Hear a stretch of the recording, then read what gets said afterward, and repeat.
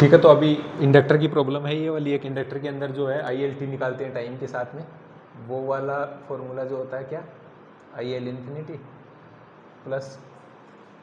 आई zero minus आई infinity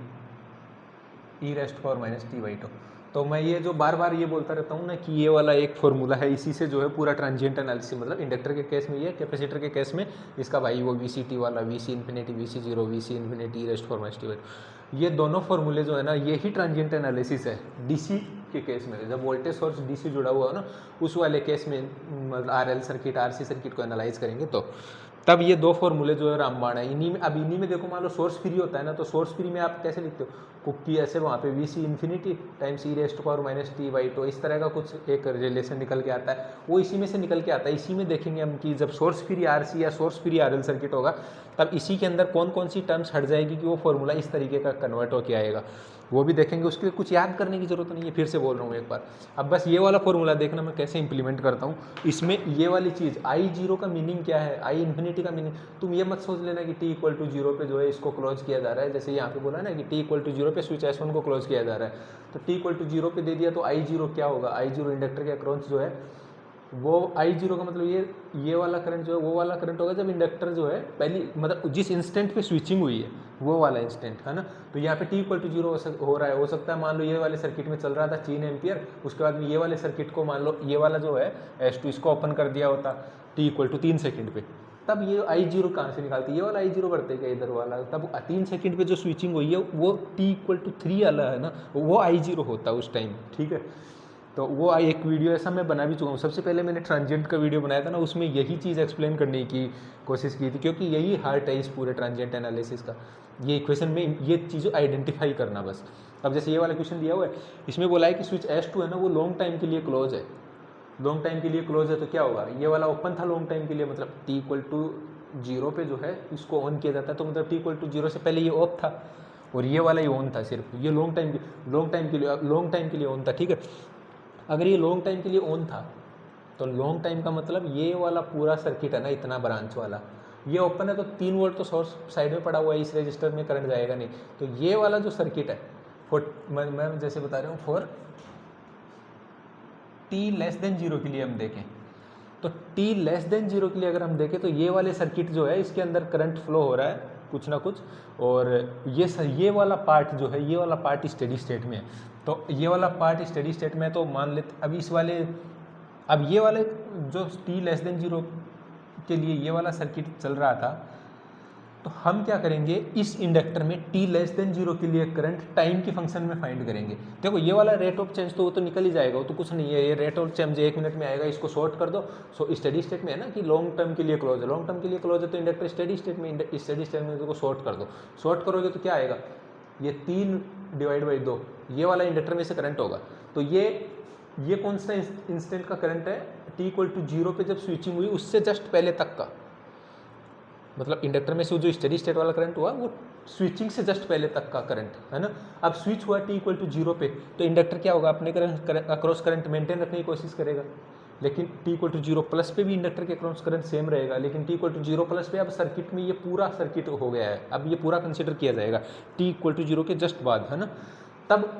तब inductor के across जो है वो L D I by D T वाला फॉर्मूला निकाल के वो D I by D T वहाँ से निकल जाएगा। वो हमारा ऑब्जेक्टिव सिर्फ D I by D T निकालना नहीं है, वो तो पूछा है वो तो निकाल देंगे, 1 मिनट भी नहीं लगेगा उसको निकालने में। एक बार समझ लो कि क्या समझाना चाह रहा हूँ ना। वो टी लेस देन जीरो के लिए जो है ये वाला सर्किट लॉन्ग टाइम के लिए ये क्लोज्ड है, तो ये कभी तो शुरू हुआ होगा ना। ठीक है, इस स्विच को कभी तो क्लोज किया होगा, तो वो वाली कंडीशन हम मान लेंगे कि उस टाइम लॉन्ग टाइम पहले, जब ये तो टी इक्वल टू जीरो पर आते आते की बात हो रही है, टी इक्वल टू जीरो से पहले भी तो इस स्विच को शुरू किया होगा। जब शुरू किया होगा तो हम मान लेते हैं कि इंडक्टर जो है उसके अक्रॉस करंट जीरो था उस वाले टाइम, यही इक्वेशन अप्लाई करेंगे। वो टी लेस देन जीरो में भी बहुत पहले ड्यूरेशन की बात कर रहा हूँ, तब इंडक्टर जो है उसके अक्रॉस आई एल जीरो कितना होगा, हम मान लेते हैं कि उस टाइम जब पहले स्विच सर्किट को ऑन किया गया हो तब आई जीरो जो इंडक्टर में से मान लेते जीरो होगा। अब लॉन्ग टाइम के जब लास्ट में जो टी लेस देन जीरो में भी लॉन्ग ड्यूरेशन पहले जब इंडक्टर में ये वाला सर्किट इसको सर्विस में लाया गया होगा यहाँ से, तो टी इक्वल टू जीरो तक आते आते ये सर्किट स्टेडी स्टेट में आ गया, और स्टेडी स्टेट में आ गया तो अब ये वाला जो सर्किट दिखेगा टी इक्वल टू जीरो के जस्ट पहले वो दिखेगा ऐसा, अभी t ग्रेटर देन 0 या स्विचिंग की तो बात ही नहीं कर रहे हैं, वो बहुत पहले t इक्वल टू 0 से बहुत पहले की बात कर रहे हैं, ठीक है। ये 3 वोल्ट का आ गया सोर्स और ये वाला इंडक्टर हो गया शॉर्ट, ठीक है। ये वाला सर्किट हो गया 3 वोल्ट और ये 2 ओम। अब इंडक्टर में से करंट जो है आई इन्फिनिटी कितना हुआ, आई इन्फिनिटी मतलब लॉन्ग ड्यूरेशन, पहले जो है स्विच को ऑन किया था, स्टडी स्टेट में आ गया, तो वहाँ से यहाँ 0 तक आते आते इन्फिनिटी ड्यूरेशन है ना, वो वाला इन्फिनिटी है। ये वाली इक्वेशन को जो है t ग्रेटर देन 0 के अलग से अप्लाई करेंगे, पहले t लेस देन 0 के लिए देख रहे हैं। तब करंट कितना हो गया इंडक्टर के अक्रॉस, आई इन्फिनिटी 3/2, ठीक है। अब इसको इसके अंदर भरो तो इंडक्टर के अक्रॉस करंट आ गया इन्फिनिटी पे कितना है 1.5 प्लस 0 पे कितना है 0, और ये हो गया 0 माइनस 1.5 और ई रेस टू पावर माइनस का t/τ। अब टो कितना होगा इसमें L/R, तो L कितना है 1 और R कितना है ये, तो 1/2 हो गया, तो ये ई रेस टू पावर माइनस का 2t हो गया। तो ये वाला इक्वेशन मिला हमको 1.5 minus 1.5 e raise to power minus 2t, ठीक। अब ये वाला ये इक्वेशन कब है, t लेस देन 0 के लिए, मतलब t माइनस इन्फिनिटी से 0 तक आए तब वाली ड्यूरेशन का है ये, ठीक है। ये वाला करंट। अब ये बोल रहा है कि t इक्वल टू 0 पे जो है ना, ये इंडक्टर जब स्टेडी स्टेट में आ गया था, मतलब 0 से जस्ट पहले ये स्टेडी स्टेट में आ गया था, तो इंडक्टर में करंट कितना जा रहा था वो, अब देखो अब स्विचिंग हो रही है t इक्वल टू 0 पे, t इक्वल टू 0 पे स्विचिंग हो रही है, तो अब सर्किट की कंडीशनें चेंज होगी, ठीक है। मतलब लेस देन 0 से पहले तो ये स्टेडी स्टेट में था, स्टेडी स्टेट में था तो अब t ग्रेटर देन 0 के लिए और इक्वल टू 0 के लिए हम बात करेंगे ना, तो t इक्वल टू 0 पे स्विचिंग हो रही है, मतलब ये वाला स्विच तो क्लोज ही है, उसको भी कर दिया जा रहा है, तो उसको क्लोज करने से कर रहे हैं तो इंडक्टर की पूरे सर्किट की कंडीशन चेंज होगी। लेकिन उससे पहले हमको पता, लेकिन t इक्वल टू 0 पे जब स्विचिंग हो रही है तो इंडक्टर की प्रॉपर्टी हमको पता, इंडक्टर इंस्टेंटेनियसली जो है करंट अपने में चेंज नहीं होने देगा, तो t इक्वल टू 0 पे स्विच को क्लोज भी कर दोगे तो लॉन्ग उस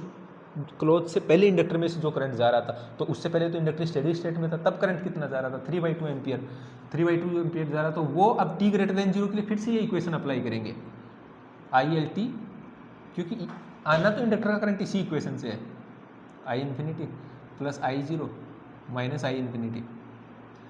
ई रेस्ट पावर माइनस t/2, ठीक है। अब इसके आई इन्फिनिटी और इसके I0 क्या है, वो तो t माइनस इन्फिनिटी से 0 वाले के I0 आई इन्फिनिटी थे ना, तो इस वाले केस में t इक्वल टू 0 पे जब हम पहुंच गए थे, t इक्वल टू 0 पे स्विचिंग हुई, तो मतलब ये वाला लॉन्ग ड्यूरेशन में था, लॉन्ग ड्यूरेशन से मतलब ये वाला सर्किट ऑन था, इंडक्टर स्टेडी स्टेट में था, तब इंडक्टर में से करंट जो जा रहा था वो इसके लिए इनिशियल कंडीशन होगी, इंडक्टर का उस टाइम का स्टेडी स्टेट इसके लिए इनिशियल कंडीशन होगी, तो कितना हो गया 1.5 मिली एम्पियर होगा, क्योंकि वो तब तक शॉर्ट होगा, तो वो वाली कंडीशन है ना। तो अब इनिशियल में इंडक्टर में से करंट जा रहा है 1.5 एम्पियर, सॉरी है ना, 1.5 एम्पियर, ये हो गया I0। अब ये वाला अब स्विच क्लोज हो गया, अब इसमें जो IL0 वो निकालेंगे, वो बाद में निकालेंगे, है ना। अब t इक्वल टू 0 पे स्विच क्लोज हो गया, तो t ग्रेटर देन 0 के लिए सर्किट हमारे पास कैसा है, ये वाला स्विच भी क्लोज है, ठीक है, और साथ में ये वाला सर्किट तो है ही क्लोज, स्विच इसके साथ तो छेड़छाड़ की नहीं है, बस वो वाला ऐड किया है। ये वाला कितना हुआ 3 वोल्ट, ये वाला भी 3 वोल्ट, ये कितना है 2 ओम और ये 1 हेनरी 1 ओम। अब ये वाला सर्किट t इक्वल टू 0 पे,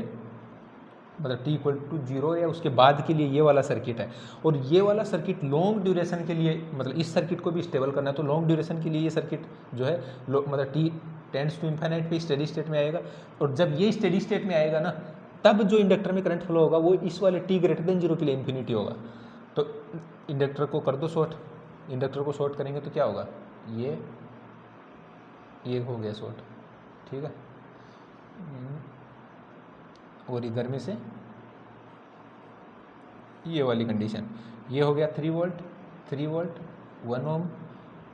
2 ओम, तो इंडक्टर में से कितना करंट जाएगा, ये वाली ब्रांच में KVL लगाओ, ये वाली ब्रांच में KVL लगाओ, इसका तो वोल्टेज सेम ही है, तो इस वाली में से करंट जाए, इस वाली ब्रांच का करंट आएगा 3 एम्पियर, ठीक है, और इस वाली ब्रांच का कितना जाएगा 3/2 एम्पियर, ठीक है। तो ये दोनों मिलके इस इंडक्टर में से जाएंगे, तो आई इन्फिनिटी पे हम देखेंगे तो कितना होगा 3 + 1.5, तो वो कितना होगा 4.5, ठीक है। तो अब इसमें 4.5, अब आई इन्फिनिटी भी मिल गया, I0 भी मिल गया, तो इंडक्टर का करंट कितना मिल गया इन्फिनिटी पे 4.5 प्लस 0 पे 1.5 माइनस 4.5, तो 1.5 इसमें से कम कर लो, ठीक है, तो ये कितना हुआ 3.0, तो प्लस अब देखो कौन सा हो रहा है, आई जीरो माइनस आई इन्फिनिटी, तो ये माइनस ये करोगे तो ये कितना हो गया है, माइनस का 3.0, माइनस का 3 और ई रेस्ट पावर माइनस का टी बाई टो। अब टो इस सर्किट का कैलकुलेट कर लो क्या होगा, इसको शॉर्ट कर, इसको कर दो शॉर्ट, इसको शॉर्ट कर दो और इंडक्टर के अक्रॉस एल निकाल लो। टो निकालने का मैं बता दें, टो क्या होता है, L equivalent upon are equivalent, और एल और आर ये दोनों ही जो है वो किन्हीं दो टर्मिनल के बीच में निकाला जाता है। तो यहाँ पे कौन से टर्मिनल लोगे, तो यहाँ पे इंडक्टर के अक्रॉस निकालोगे, तो इंडक्टर के अक्रॉस आर निकालो पहले, इसको शॉर्ट कर दो, इसको शॉर्ट कर दो और इंडक्टर के अक्रॉस आर कर, तो 2 और 1 पैरेलल में होगा, तो 2/3 हो जाएगा आर इक्वेलेंट, ठीक है। और एल इक्वेलेंट निकालोगे, वो भी इंडक्टर के अक्रॉस निकालोगे, वो भी इंडक्टर के अक्रॉस, तो इंडक्टर तो अकेला ही है, तो वो कितना हो गया 1, तो टो कितना हो गया L/R, ठीक है 3/2, तो 3/2 डालोगे यहाँ पे कितना आएगा 4.5 माइनस 3 ई रेस्ट पावर माइनस का टी बाई टो, तो 2/3। ये हमको मिला इंडक्टर का करंट। ये किस ड्यूरेशन के लिए है, ये है t ग्रेटर देन और इक्वल टू 0 के लिए, मतलब t इक्वल टू 0 पे स्विचिंग हुई उसके बाद के सारे इंस्टेंट, मतलब t इक्वल टू 0 पे स्विच हुआ 0.001 के बाद भी ये इक्वेशन वैलिड है ना,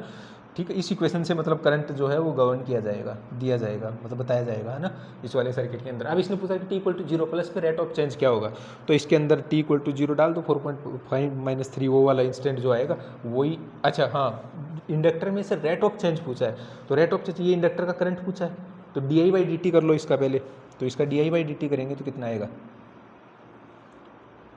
इतना करने की ज़रूरत नहीं है इसके अंदर, अभी देखेंगे, वैसे सीधा भी हो जाएगा। di/dt कितना होगा, ये वाला तो 0 और ये कितना होगा माइनस का 3 ई रेस्ट टू पावर माइनस का 2t/3 टाइम्स माइनस का 2/3, ठीक।